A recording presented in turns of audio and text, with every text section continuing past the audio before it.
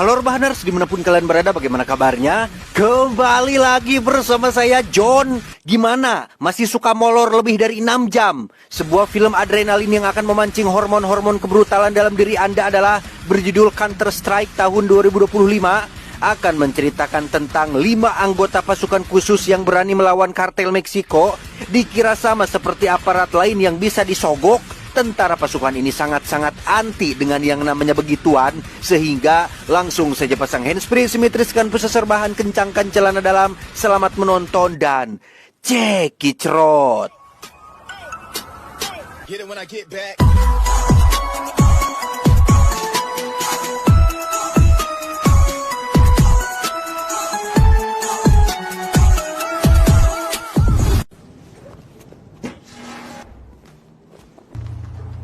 Berlatar di Meksiko, cerita diawali dengan memperkenalkan seorang gadis lokal bernama Carla yang bermaksud pergi ke konser Dajjal diantar oleh ibunya.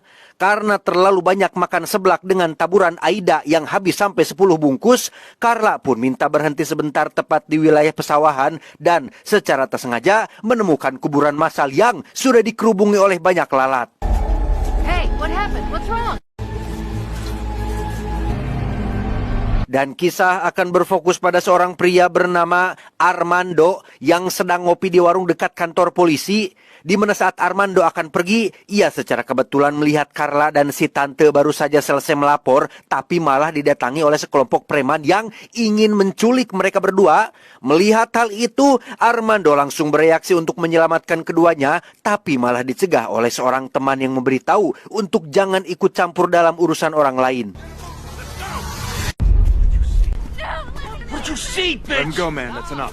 Dan ya, meski sudah diperingatkan, Armando tetap saja ikut campur dalam urusan orang lain yang tepat saat ia akan diserang, tiba-tiba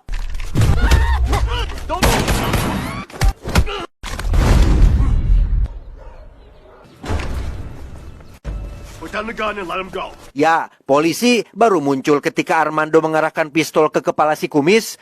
Melihat semua polisi malah mengarahkan pistol senjata kepadanya, Armando langsung melemparkan dompetnya ke arah para polisi dan ternyata...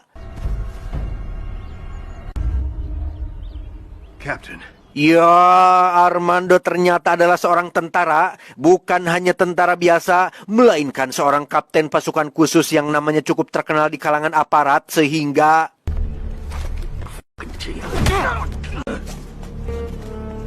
Setelah si kumis dan anak buah premannya diamankan, Tante dan Carla pun menemui kapten untuk memberitahu tentang kuburan massal yang tadi mereka temukan. Percuma lapor polisi karena mereka adalah bestinya para preman. Tante pun berharap agar kapten bisa melihat kuburan massal tersebut.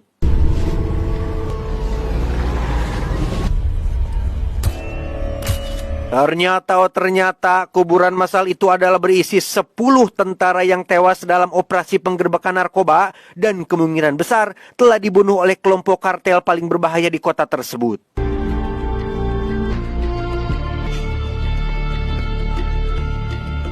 Beralih ke tempat lain, kita akan melihat seorang jenderal tentara yang sedang melakukan pertemuan dengan Bapak Menteri Pertahanan alias Menhan. Ini bebenguknya. Terkait kuburan massal tersebut, jenderal yakin jika ke-10 tentaranya telah dibunuh oleh seorang pria bernama Josep yang tiada lain adalah bos kartel Meksiko yang paling berbahaya di kota ini. Selain memimpin banyak preman lokal setempat, Josep juga menjadi backingan bandar narkoba sehingga cukup masuk akal jika ke-10 prajuritnya telah dibunuh oleh sosok si Josep tersebut. Just so you know, we'll be going to be responsible. Karena masalah ini makin serius, jenderal pun akan menugaskan seseorang yang punya kemampuan dan pengalaman jauh lebih hebat dari sebelumnya. Orang itu adalah Kapten Armando yang akan melakukan operasi penggerbekan menggantikan tim yang sebelumnya. He came here specifically to run the operation. Well, you have my full support, Captain. Melihat yang terbaik akan turun tangan, Menhan pun mengaku lega dan tidak khawatir lagi soal kasus narkoba ini. Beliau hanya ingin masalah ini cepat beres supaya bisa punya prestasi karena tahun depan ia akan mencalonkan diri sebagai presiden. Well. I'll walk out. Thank you very much. Dan mari saya perkenalkan Anda dengan sosok Josep, si bos kartel yang terlihat sedang berada di rumahnya menonton berita tentang penemuan kuburan massal. Sesuai dugaan Jenderal, Yosef adalah pelaku yang telah menghabisi ke-10 tentara, bahkan si kumis yang tadi sempat bersih tegang dengan Armando, tiada lain adalah adik kandung dari si Yosef ini. I spoke to the secretary. He's not just any soldier, Roman.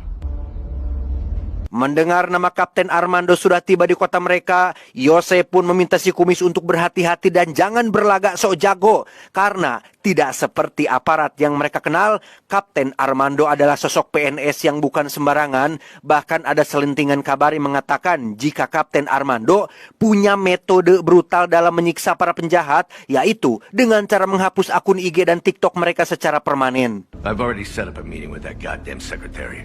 Well, let's go. Berlokasi di sebuah restoran dekat danau, di situ terlihat ada sang bandar narkoba yang sedang makan siang. Tanpa ia sadari, kapten dan anak buahnya sedang mengintai dari kejauhan sehingga ketika waktunya sudah tepat, mereka pun langsung melakukan penggerebekan. Green light.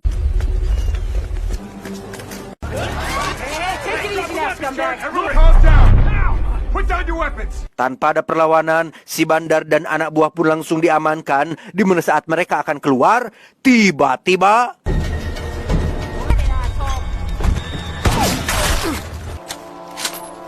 ya, beruntung kapten memiliki seorang penembak jitu terbaik di dalam timnya, sehingga beres sudahlah misi yang sulit ini.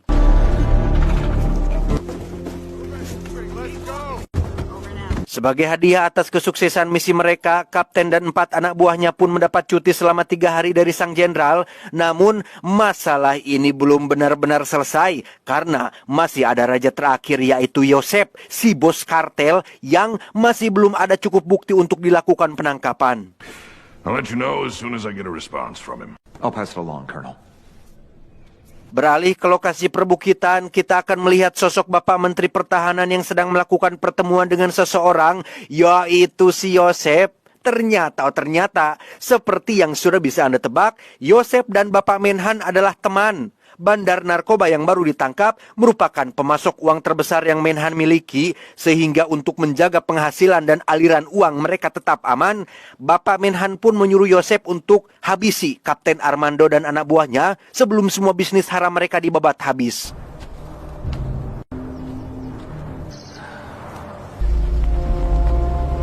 Tanpa si Bapak Menteri sadari, si kumis sudah merekam pertemuan itu dari kejauhan. Itu sengaja Yosef lakukan sebagai jaminan kalau ia dihianati, dan untuk Kapten Armando, si kumis ditugaskan untuk pekerjaan tersebut. To avenge our father. All right. Kembali ke kapten dan 4 anak buahnya yang akan cuti selama 3 hari, mereka terlihat berada dalam satu mobil untuk pergi liburan ke pantai Pangandaran, di mana mereka berlima tak ada yang tahu jika cuti ini akan berakhir menjadi mimpi buruk karena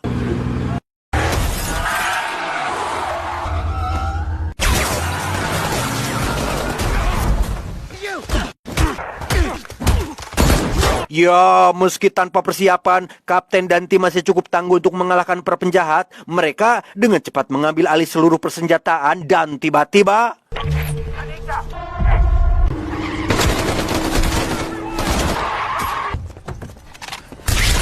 ya, muncullah si kumis dan pasukannya yang datang untuk membantu, sehingga kapten dan anak buah pun langsung bersembunyi di balik batu. Berkat kemampuan Polo, si penembak jitu, satu persatu anak buah si kumis pun berhasil dijatuhkan, hingga hanya menyisakan si kumis seorang.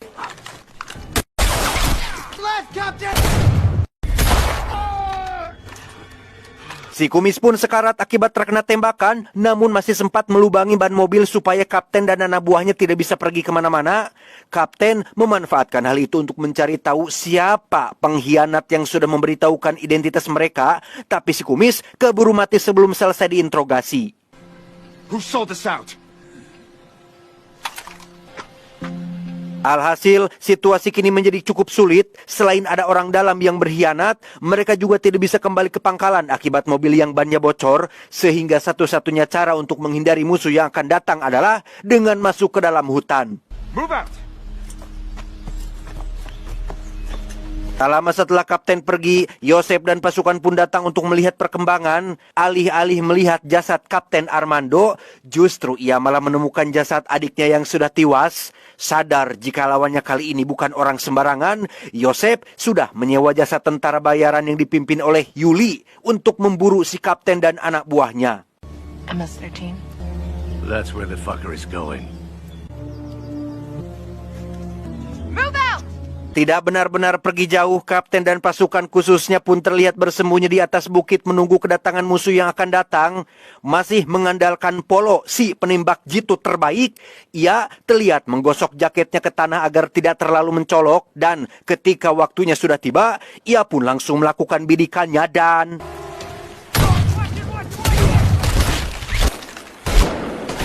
Musuh pun langsung pabur rencai membuat Kapten dan anak buahnya harus berpencar.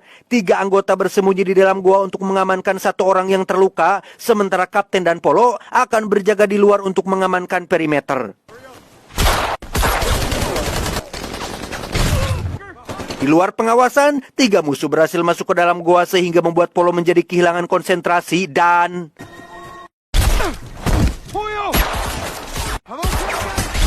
Ya, Polo sempat terkena tembakan di tangan kirinya, namun berhasil diselamatkan oleh si Kapten. Sementara untuk 3 anggota yang berada di dalam goa, mereka berhasil menumbangkan musuh yang tadi ikut masuk ke dalam.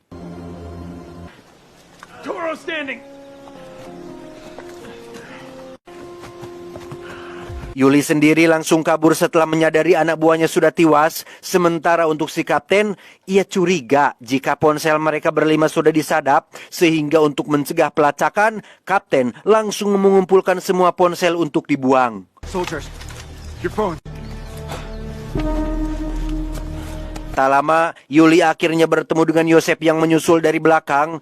Yuli memberitahu bahwa semua anak buahnya sudah mati. Dan sadar jika target yang mereka incar kali ini bukanlah orang-orang sembarangan. Namun demi membalas kematian si kumis adiknya, Yosef akan tetap melanjutkan pengejaran ini dengan modal puluhan pasukan dan persenjataan berat yang sudah ia bawa. So get your shit together! Yes, sir! Beralih ke Kapten dan anak buah yang sedang istirahat sebentar. Di situ Kapten penasaran dengan isi ponsel milik si kumis yang tadi sempat ia bawa. Di situ Kapten menemukan rekaman video pertemuan Yosef dan si Bapak Menteri, hingga akhirnya terungkaplah siapa sosok pengkhianat yang sebenarnya. We're compromised. What is it, boss? Tak ada waktu untuk memikirkan pengkhianat ini, Kapten dan tim pun kembali melanjutkan perjalanan hingga sampai di satu tempat yang ada rumah warganya.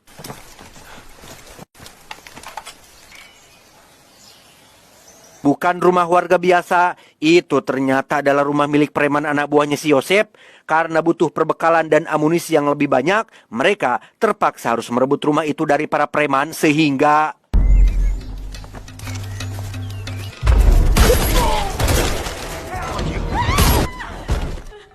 Dan siapa yang menduga jika di sana ada sosok Carla dan si tante yang ternyata berhasil diculik dan baru saja selesai digadabah? Melihat Carla dan tante masih terguncang, Kapten menyuruh 1 anak buahnya si ahli medis untuk memeriksa dan menenangkan mereka berdua.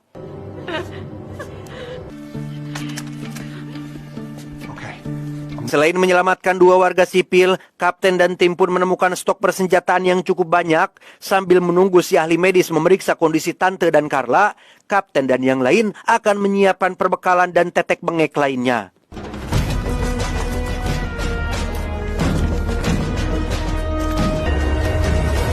Tanpa Kapten sadari, Yosef dan pasukan berhasil menemukan jejak mereka dari darah si Polo yang terdapat di atas batu.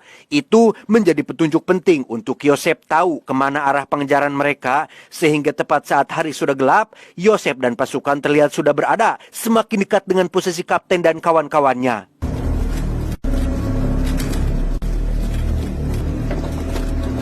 Karena menunggu tante dan Carla yang baru pulih dari syok, Kapten dan tim pun membuang waktu cukup banyak di rumah ini. Karena perjalanan mereka masih panjang dan penuh ancaman, tante dan Carla pun dipakaikan rompi anti peluru.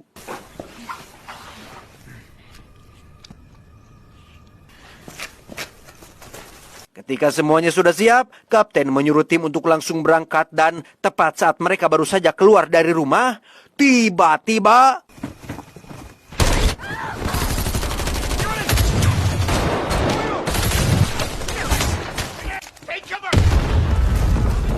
Ya, Yosef dan pasukan keburu datang membuat mereka masuk kembali ke dalam rumah. Alhasil, mereka harus terjebak di tempat ini dengan Yosef CS yang terus menggempur mereka dengan tembakan.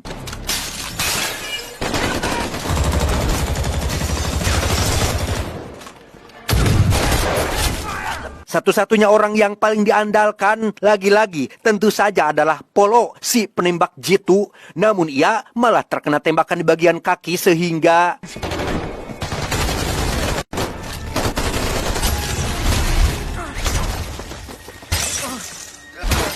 Melihat Kapten CS kewalahan, Tante dan Carla pun berinisiatif untuk membantu. Mereka diajari cara menggunakan senjata secara dadakan yang entah apakah mereka langsung paham atau tidak. Firm push, and it goes in. You have to have your finger here. And it's ready to shoot. Tak bisa hanya mengandalkan serangan dari depan, Yosef menyuruh Yuli dan beberapa anak buahnya untuk masuk ke dalam gorong-gorong yang mengarah langsung ke dalam rumah, sementara Yosef sendiri akan terus mengalihkan perhatian Kapten CS dari depan. Come with me, fuckers. Now, let's fucking go! Tepat saat Yuli sudah bergerak, Yosef menyuruh pasukannya untuk membuka senjata berat yang mereka bawa, yaitu M2 Browning alias senapan mesin dengan peluru berkaliber besar sehingga... Open fire!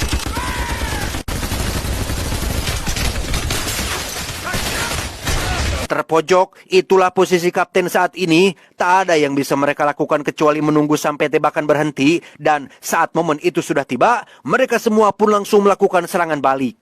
Go!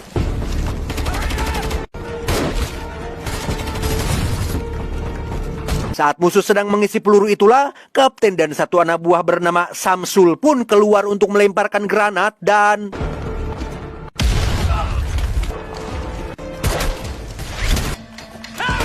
Samsul tertembak di bagian kaki yang membuatnya tidak bisa kembali ke lantai atas. Tak hanya itu saja, peluru yang ia miliki pun habis, yang membuatnya langsung teriak minta diantarkan amunisi.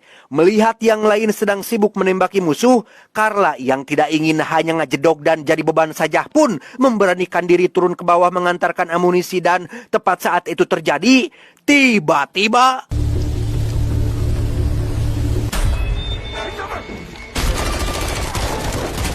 Kepalang sekarat, Samsul pun mengambil sebuah granat untuk ia lempar ke dalam terowongan dan...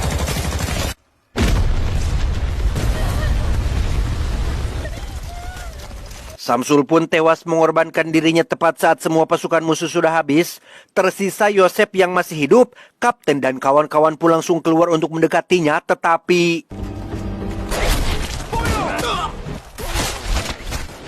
Ya, Polo menjadi orang kedua yang mati setelah ditembak oleh anak buah terakhir Yosef.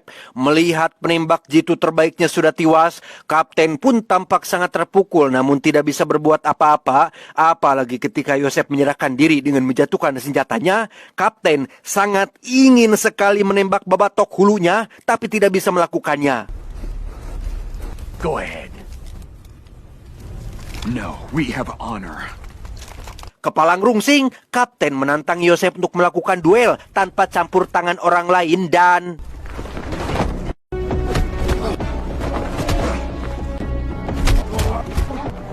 Tak ingin kalah, Yosef masih saja berbuat curang dengan menggunakan pisau yang ia bawa, tapi kapten jauh lebih terampil dalam gelut jarak dekat sehingga...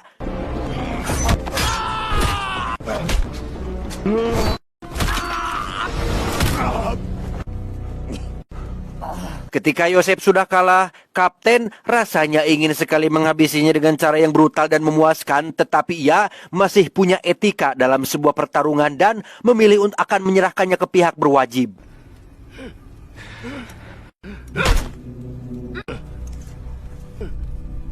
Saat matahari mulai terbit, seperti biasa, bala bantuan selalu datang terlambat ketika semua keributan sudah selesai dan, ya, mau bagaimana lagi, jika tidak seperti itu maka tidak akan seru. Kapten hanya bisa sabar dan menyerahkan segala urusan kepada Tuhan.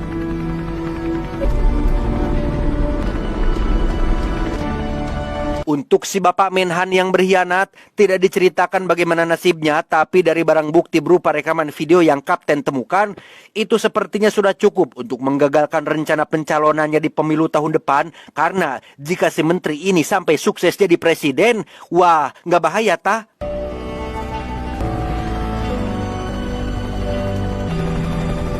tamat, ending yang cukup membagongkan. Pesan yang bisa kita ambil dari film ini adalah jangan jadi preman.